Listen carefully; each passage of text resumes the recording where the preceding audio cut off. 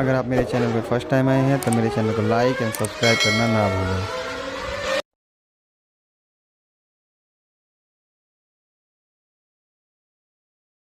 Sensor की, तो sensor क्या होता है? जो भौतिक अवस्थाओं का ज्ञान करके, वहां की इकाई का ज्ञान करके हमें एक सिग्नल पैदा करके देता है, वो हमारा सेंसर होता है। पोजीशन यानी अवस्था, यानी मान लीजिए कोई चीज रखी हुई है, पहले वो किसी और डायरेक्शन में रखी हुई थी, बाद में वो किसी और डायरेक्शन में है, या फिर पहले वो बिंदु ए पर थी और वो बाद में बिंदु बी तक पहुंच गए।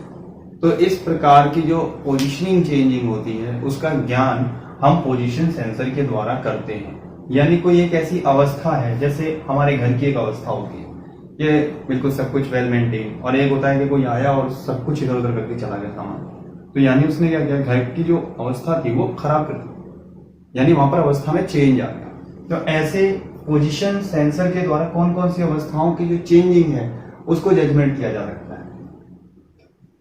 आइए उस टॉपिक को हम यहाँ पर करते हैं। तो यहाँ पे इसके अगर हम टाइप्स की बात करें तो देयर आर 3 टाइप्स।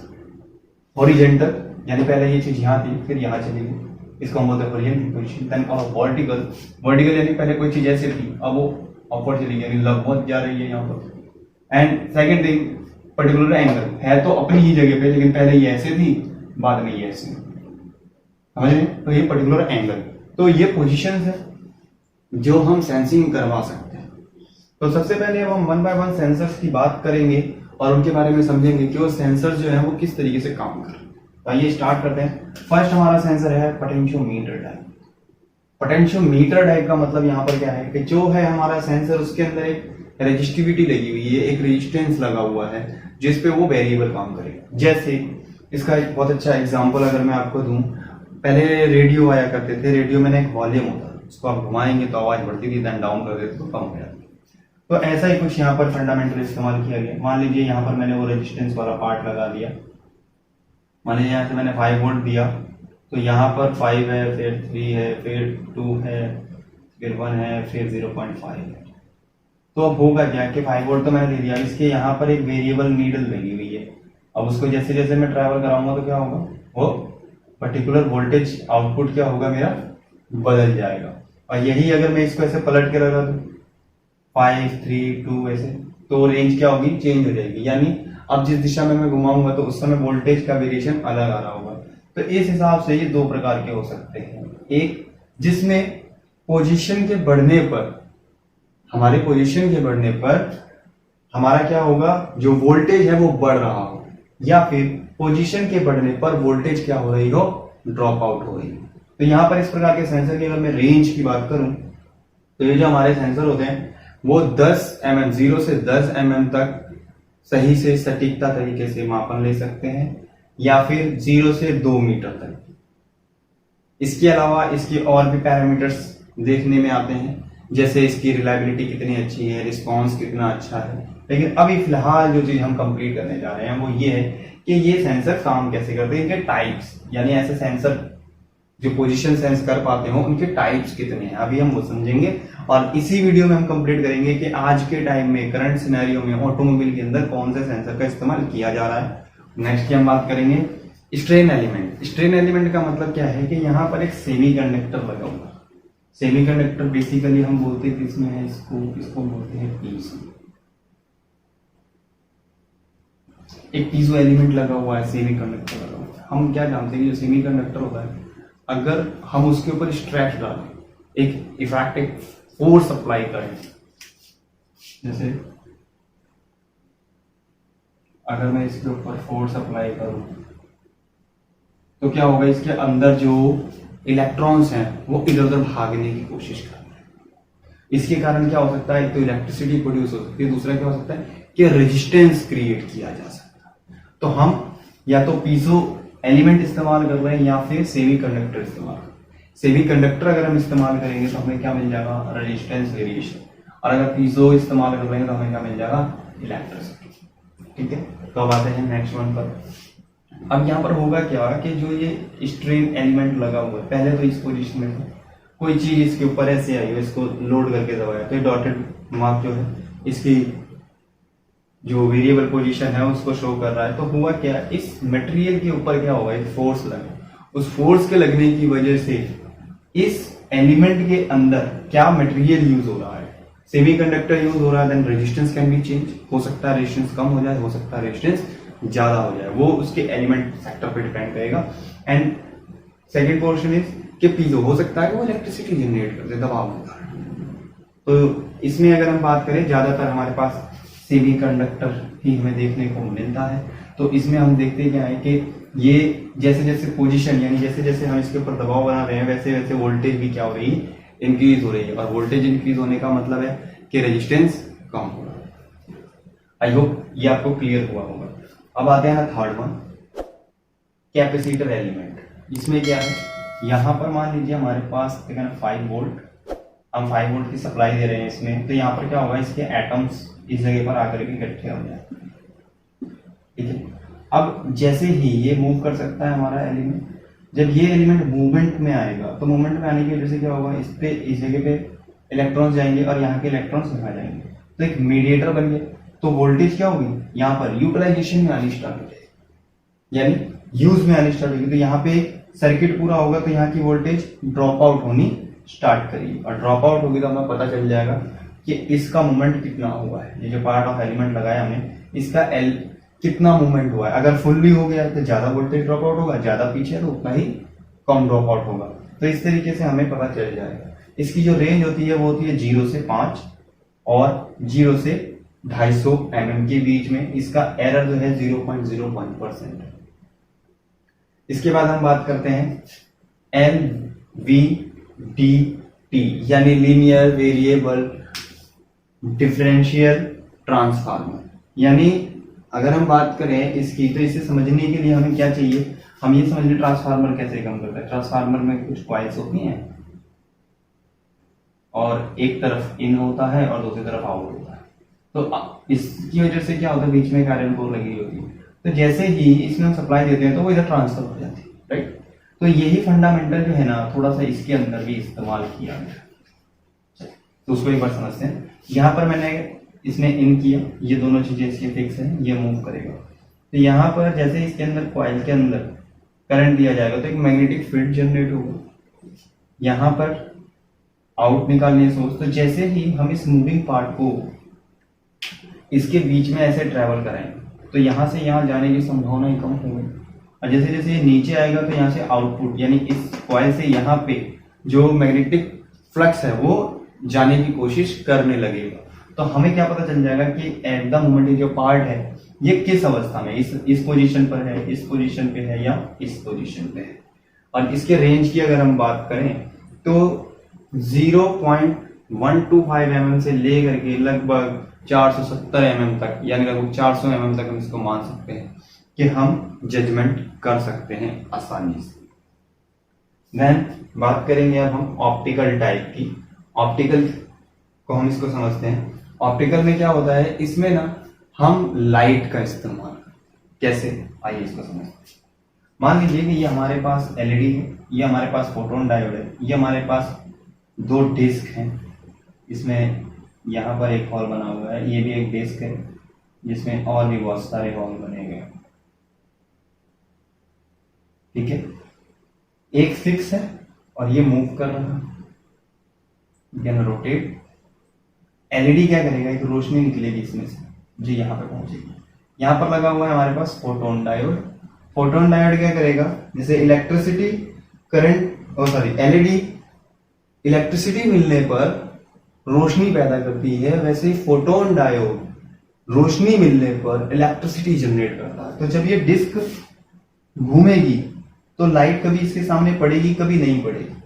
तो इससे हमें क्या पता चल जाएगा, what the position of this disc, इस डिस्क का पोजीशन क्या है। इसको इस तरीके से हम समझेंगे। जैसे इसमें मान लीजिए कि बहुत सारी एलईडी लगाई गई, 1 2 3 एलईडी लगाई गई, इसमें बहुत सारे वेरिएबल्स पॉइंट बनाए गए, कटिंग पॉइंट्स। तो अगर सिर्फ इस वाले सेल में, यानी थर्ड, यहाँ पे मैं लिख देता हूं 1 2 3, यानी अगर केवल सेकंड वाले की एलईडी की रोशनी ही फोटोन पर पड़ी है सेकंड वाले में, तो हमें क्या कोड मिल जाएगा 001। अगर 1 और 3 पर पड़ी है तो हमें मिल जाएगा 0011।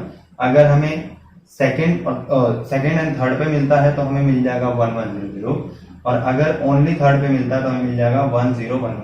तो इस प्रकार का एक अरेंजमेंट जो है हम इसमें डेवलप कर सकते हैं, जो हमें इसकी एक पोजीशन बता सकता है। ये सभी सेंसर जो है अपनी अपनी अलग अलग पोजीशन बताते हैं। अब आते हैं मोर फिंगर टैप, ये क्या चीज होती है।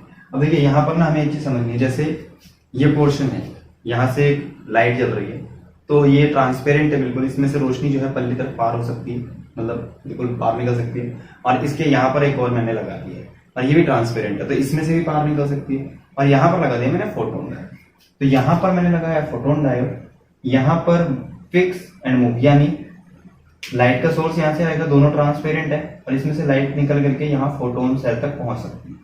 लेकिन इसमें से कोई एक चीज फिक्स रहेगी, या तो मैं इसको फिक्स रखूं या फिर मैं इसको फिक्स रखूं। इसको फिक्स रख के इसको मूवमेंट करेंगे, या फिर इसको फिक्स रख के इसको मूवमेंट कर सकते हैं। तो मैंने वही दोनों चीजें यहाँ पर लिखी है, फिक्स भी हो सकता है, मूव भी हो सकता है, मूव भी हो सकता है, फिक्स भी हो सकता है। अब बात करेंगे इसकी वर्किंग पर, ये काम कैसे करें। तो यहाँ पर आप देखेंगे इसकी फिंगर्स बनी हुई है। जैसे अगर मैं ये 4 उंगली आपको दिखा रहा हूँ, अगर मैं इसके सामने बिल्कुल ही ऐसे 4 उंगली ले आऊं तो शायद हम एक आर पार नहीं देख पाएंगे। लेकिन अगर वही गैप अगर ऐसे कर दिया जाए तो रोशनी आर पार जा पाएगी। तो अगर रोशनी आर पार जा पाएगी तो वो इस सेल तक पहुंचेगी, फोटोन के सेल तक, और वो एक्टिवेट हो जाएगा और एक सिग्नल जनरेट करेगा, जिससे हमें पता चल जाएगा व्हाट इज द पोजीशन। इसमें पोजीशन क्या हो सकती है, लीनियर हो सकती है, यानी जैसे हम हॉरिजेंटल बोलते हैं, एंड एंगुलर हो सकती है, यानी एंगल में भी हो सकता है। ठीक है, तो एंगल के लिए मुझे क्या करना पड़ेगा, इसको ऐसे रखा था ना, तो इसको ऐसे रखना पड़ेगा। तो ऐसे रखूंगा तो इसमें क्या होगा, चेंजिंग आएगी फिंगर्स के बीच में, तो रोशनी जो है इसके बीच में डिफरेंट आर पार होगी, जिसको हम जज कर पाएंगे फोटोन सेल के द्वारा। अब यहां पर हम बात करेंगे ऑप्टिकल प्रोसोमेटिक सेंसर्स, ये क्या होते हैं, इनको हम एक बार समझने की कोशिश करेंगे। तो यहाँ पर देखिए सिंपल लैंग्वेज में हम इसको समझ रहे हैं। यहाँ पर हमने एलईडी लगाया, यहाँ पर हमने फोटोन डायोड लगाया हुआ है। अब अगर मैं इसको अप एंड डाउन करूं फोटोन डायोड को, तो इसकी पोजीशन जितनी ऊपर जाएगी तो इसकी रोशनी इस पर पूरी तरीके से नहीं पड़ेगी, तो मुझे पता चल सकता है कि क्या पोजीशन है इसका। अब सेम इसी को अगर हम चेंज करें, यहाँ पर मैंने एलईडी यहाँ लगाया, फोटोन डायोड यहाँ लगाया, यहाँ मैंने लगाया ऑब्जेक्ट, और इस पे मान लीजिए मैंने कोई चीज ऐसी रखी कि रोशनी पड़ने के बाद वो ऐसे फैल रही है।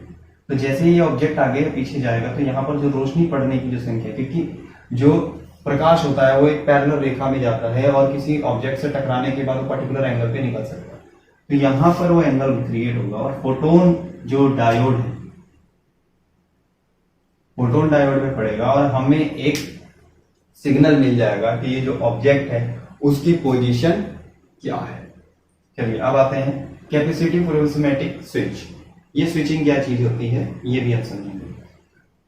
कैपेसिटर के जैसा ही है लगभग। तो यहाँ पर क्या है, मान लीजिए मैंने इसको कुछ सप्लाई दिया, मान लेते हैं यहाँ से मैंने इसको 5 वोल्ट दे दिया। 5 वोल्ट देने के बाद क्या होगा, ये ग्राउंड है, यहाँ पर इसके जो इलेक्ट्रॉन है ये तो ग्राउंड होने के लिए तैयार है, लेकिन यहाँ पर जो इसके पॉजिटिव इलेक्ट्रॉन्स हैं वो क्या करके वहां पे रुक गए हैं, टिक गए हैं बेसिकली।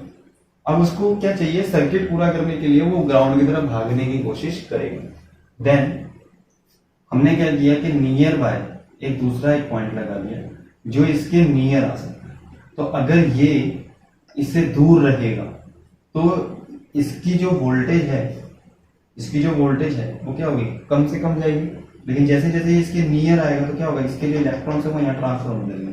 ट्रांसफर होकर होने लगेगा ग्राउंड होंगे तो हमारा सर्किट क्या हो जाएगा, पूरा। और जब सर्किट पूरा हो रहा है तो यहाँ की वोल्टेज ड्रॉप आउट करने की कोशिश कर रही होगी, कम या ज्यादा होने की कोशिश कर रही होगी, जिससे हमें ये पता चल जाएगा कि इस वाली चीज की पोजीशन क्या रखी गई है। क्लियर हुआ होगा ये चीज। अब बात करेंगे मैकेनिकल स्विच। मैकेनिकल स्विच जो होते हैं वो भी पोजीशन सेंसर का काम कर सकते हैं, याद रखिएगा ये बहुत इंपॉर्टेंट चीज है। Switch and sensor is a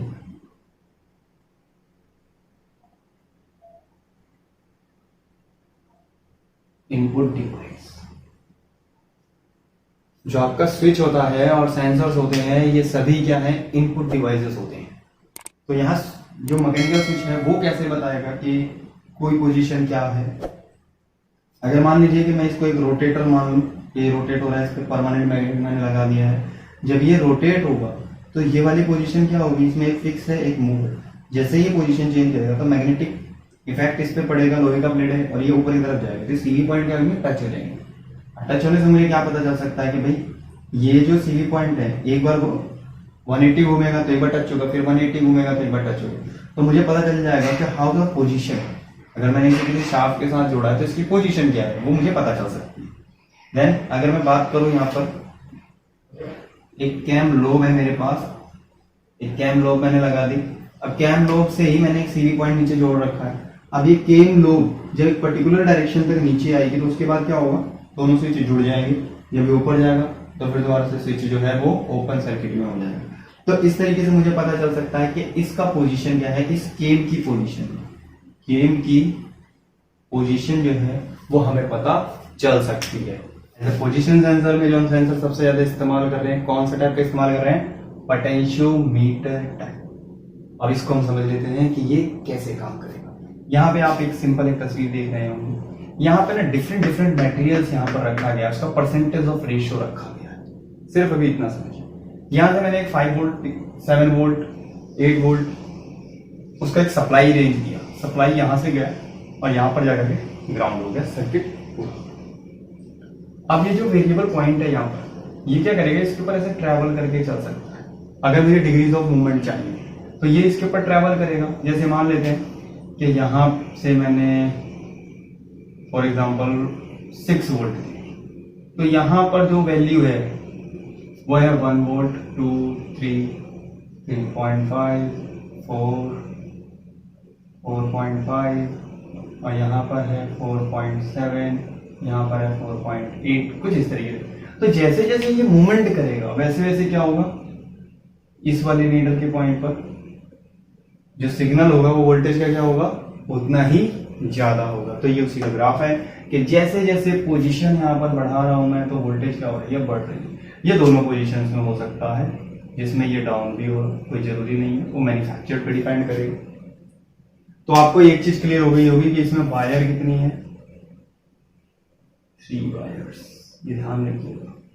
हम कितनी वायर पोटेंशियोमीटर वाले सिस्टम में इस्तेमाल करते हैं, 3। चलिए अब हम बात करते हैं कि ये इसके अलावा जब हम सेंसर्स की बात करेंगे तो उसमें ये पोजीशन सेंसर हमारी गाड़ी में जो पोटेंशियोमीटर वाले इस्तेमाल होते हैं, कौन कौन से इस्तेमाल होते हैं, तो उसके लिए have a look. TP sensor, throttle position sensor, APP sensor, accelerator pedal position sensor, जैसे आप पेडल दबाते हैं, सीपीपी सेंसर यानी क्लच पेडल पोजीशन सेंसर, हम क्लच की भी पोजीशन जानना चाहते हैं। तो वहां पर ये पोटेंशियोमीटर ही यूज हो रहा है। बस आपको एक का वर्किंग समझना है, बाकी आपको ऑलमोस्ट क्लियर हो जाएगा। तो टीपी सेंसर जो आता है हमारा, टीपी सेंसर, टीपी सेंसर 2 तरीके का, एक तो ये होता है आप पेडल दबाते हो, वायर खींचता है, आपका थ्रॉटल बॉडी खुलेगा, देन आपको एक पर्टिकुलर रीडिंग मिलेगा, ठीक है। तो वहां पर जो सिस्टम है हम ये वाला इस्तेमाल, ठीक है। अब जैसे जैसे आप एक्सीलरेटर पेडल दबाओगे वैसे वैसे वायर खुलेगा, वैसे वैसे वायर खींचेगा और आपका ये पोटेंशियोमीटर टाइप का जो पोजीशन सेंसर है वो काम करेगा। क्लियर हो रही होगी ये चीज। अब ये तो तब की बात है, लेकिन जब आप नहीं पेडल प्रेस कर रहे, जब आप वायर नहीं खींच रहे, जब आप बॉल को नहीं खोल रहे देन उस समय पर भी तो पता चलना चाहिए ना कि आप वायर इस्तेमाल नहीं करो। तो उस समय पर क्या होता है कि एक पर्टिकुलर एक आइडल के लिए अलग से एक वायर निकाला गया होता है कि अगर कुछ भी यूज नहीं हो रहा तो यहाँ पर वो सिग्नल पता चलता रहता है। अगर कोई वेरिएशन नहीं है तो दोनों के अंतर से ये पता चल जाएगा कि हाँ जी आइडल पोजीशन पे है या फिर नहीं है। तो जो थ्रॉटल बॉडी वाला होता है उसको हम कंट्रोल करते हैं, उसमें हमारे पास वायर कितनी होती है, 4 मिलेंगी वायर, एक आइडल की जुड़ जाएगी, एक्सटर्नल एक वायर का ऐड हो जाएगा। अब हम बात करेंगे इनसाइड, इसके अंदर, मतलब इंटरनली हम बात करेंगे कि सेंसर के अंदर क्या। जैसे अगर मैं इसे टीपी सेंसर मान लूं, इसे मैं ईसीएम मान लूं, तो क्या फर्क पड़ता है। देखिए यहां से मैंने एक सप्लाई भेजी, यहाँ पे रेजिस्टेंस और वैल्यू चेंज हुआ और ऐसे ना ग्राउंड होकर के, लेकिन यहाँ पर जो वैल्यू चेंज हुई है वो वैल्यू किसमें चेंज हुई होगी, इसमें वो चेंज हुई होगी, वैल्यू घट गई है बढ़ गई, घट गई है बढ़ गई। लेकिन भाई साहब ईसीएम को ये समझ में नहीं आता, ईसीएम को ये चीज समझ में नहीं आती है कि ये वाला ग्राफ उसकी समझ में नहीं आता। उसको ग्राफ जो समझ में आता है वो कौन सा है, वो ये वाला ग्राफ, उसको ये वाला ग्राफ समझ में आता है डिजिटल। ये होता है आपका वेव और ये होता है आपका डिजिटल वाला, और डिजिटल ही वो समझ पाता है क्योंकि इसमें क्या होता है 0101 1001 इस प्रकार के कोड होते हैं जिसको वो समझ सकता है। तो यहां पर हमने एक जो है लॉजिक गेट लगा रखा है जो क्या करेगा, जो ये सिग्नल है इसको थोड़ा सा एम्पलीफाई कर सकता है, उसको डिजिटल में कन्वर्ट करेगा and then recheck also, continuously recheck भी करता रहेगा कि जो यहाँ से सिग्नल आ रहा है वो ठीक आ भी रहा है या नहीं आ रहा है, उसको एक बार को रीचेक भी करता रहता है कि सर्किट एक्टिवेटेड है भी या नहीं है। देन उसके बाद वो सप्लाई जो होगी, जो सिग्नल जो होगा वो आपका यहाँ पे सिग्नल यहाँ पे पहुंच गया। तो हम एक रेजिस्टेंस के बाद रेजिस्टेंस लगा देंगे छोटा सा, उसके बाद मैं क्या करूंगा सेंट्रल प्रोसेसिंग यूनिट, ईसीएम के अंदर उसका खुद का एक ब्रेन है जो ये वाली लैंग्वेज समझता है, उसको वो लैंग्वेज पहुंचाई जाएगी। वहां पर क्यों ये लैंग्वेज हम पहुंचा रहे हैं और बीच में रेजिस्टेंस हमने क्यों लगा दिया, रेजिस्टेंस क्या करेगा, वो जस्टिफिकेशन करेगा कि हाँ इतने तक का वैल्यू आना चाहिए, इससे ज्यादा अप नहीं जाना चाहिए। अगर मान लीजिए किसी रीजन से कोई फॉल्ट आ गया इसमें और जो रेंज यहाँ पहुंचनी चाहिए उससे कहीं ज्यादा रेंज हो गई तो प्रॉब्लम बढ़ जाएगा, ये पूरा पूरा खराब हो सकता है। ज्यादातर चांसेस अगर मान लीजिए हैवी वोल्टेज आ गया तो किसी भी रीजन से अगर खराब होगा तो क्या होगा, रेजिस्टेंस खराब होगी, आगे का पॉइंट ऑफ व्यू बच जाएगा, डैमेज होने के चांसेस कम रहते हैं। एंड हमें परफेक्ट सिग्नल की जानकारी के लिए हम रेजिस्टेंस का अरेंजमेंट करते हैं। ये अरेंजमेंट कई तरीके से हो सकते हैं, सीरीज में आप कर सकते हैं, पैरेलल में आप कर सकते हैं, तो ये डिफरेंट काइंड्स ऑफ इसका तरीका रहेगा। इसमें यहाँ पर आपने देखा कि वेरिएबल रेजिस्टेंस ही हमने यहाँ पर दिखाया है, इसके अलावा यहाँ पर 2-3 भी रेजिस्टेंस इस्तेमाल किए जा सकते हैं। किस बेसिस पे कि जो सिग्नल है वो हमें कैसा चाहिए, उस पर ये चीज डिपेंड करती है। अब इसकी क्लियरिटी आपको हो गया होगा अभी तक कि किस तरीके से ये काम कर रहा है। अब हम बात करेंगे एबीपी सेंसर यानी एक्सेलरेशन पेडल पोजीशन सेंसर की, कि वो कैसे काम करेगा, जैसे कि हमने इस ग्राफ में समझा था। ठीक है, अब यहाँ पर ना क्या इशू है, यहाँ पे 2 लगे हुए हैं, 2 पोटेंशियोमीटर मैंने इसके अंदर डाल दिए हैं और दोनों को इस तरीके से ग्राफिकल तरीके से लगाया हुआ है। तो यहाँ पर अगर आप देखेंगे, अगर मैं ये वाला सिस्टम इस्तेमाल करूँ तो इस दोनों की वैल्यू अलग है, इन दोनों की वैल्यू अलग है। अगर मैं बोलूँगी इन दोनों के बीच में, इन दोनों के यानी फर्स्ट एंड सेकंड बिटवीन जो डिफरेंस है वो कितना है, मैं ये मान के चलता हूं कि 2 गुना है, ड्यूअल है, या मैं मान सकता हूं ट्रिपल है। ठीक है, तो ये जो अंतर होगा इन दोनों का वो जस्टिफाई करेगा कि आपका एक्सीलरेटर पेडल कहां पर है। जैसे यहाँ पे अगर मैं देखूं तो दोनों की वैल्यूज अलग अलग है, यहाँ पर दोनों की वैल्यूज अलग है। जब वो नहीं खुला हुआ तो उसकी वैल्यूज यहाँ अलग है, यहाँ पर पहुंचने के बाद उन दोनों की वैल्यूज अलग अलग है। वैसे ही सेम अगर मैं दूसरे टाइप का पोटेंशियोमीटर उसमें दोनों लगा दूं तो यहाँ पर वैल्यू अलग हो जाएगी और यहाँ पर वैल्यू अलग हो जाएगा। तो यहाँ पर जो है डिफरेंस बिटवीन बोथ सेंसर्स इन पोटेंशियोमीटर, जो डिफरेंस है उससे हमें पता चलता है कि हमारा पेडल कहाँ पर है। अगर इन दोनों की रीडिंग पर्टिकुलर अलग अलग आ रही है तो हमें पता चल जाएगा कि हमारे पेडल कितना दबा रखा है। जैसे फॉर एग्जांपल अगर इस वाले पॉइंट की मैं बात करूं, यहाँ पर हमारा 50% हम मान के चल रहे हैं कि खुला हुआ है, तो यहाँ पर अगर मैं रीडिंग को चेक करूं तो ड्यूअल होनी चाहिए, लेकिन इसकी तुलना में जो रीडिंग है दोनों की बढ़ रही होगी, यानी बढ़ते क्रम।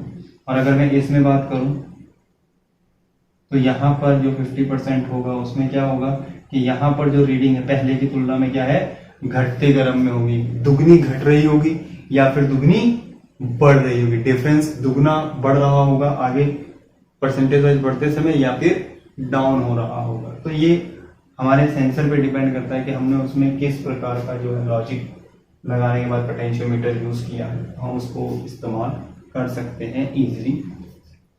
अब ये जो सेंसर है ये बताता है कि आपने पेडल को कितना दबाया है, ठीक है।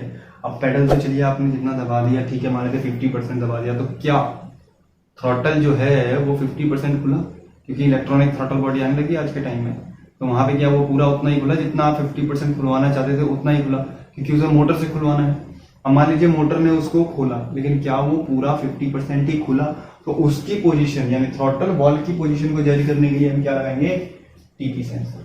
और यहाँ पर जो टीपी सेंसर लगाएंगे वो क्रॉस में लगाएंगे। तो क्रॉस में लगाने से हमें बेनिफिट मिलेगा कि हम इक्यूरेट रीडिंग जान पाएंगे।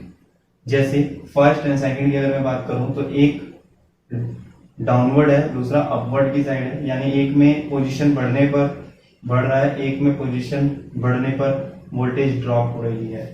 तो इस फंडामेंटल के तरीके से अगर मैं लेके चलूँ तो यहाँ पर जो रीडिंग है वो अलग है, यहाँ पे जो रीडिंग है वो अलग है, और यहाँ पर फाइनल जो रीडिंग है वो अलग है।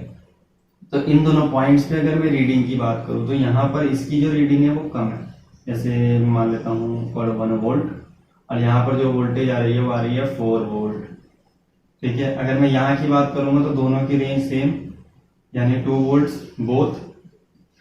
अगर मैं यहाँ पर फर्स्ट को देखूँ तो यहाँ पर फर्स्ट 1 वोल्ट था, और यहाँ पर जाने के बाद क्या हो गया 4 वोल्ट, और जबकि सेकंड क्या हो गया 1 वोल्ट।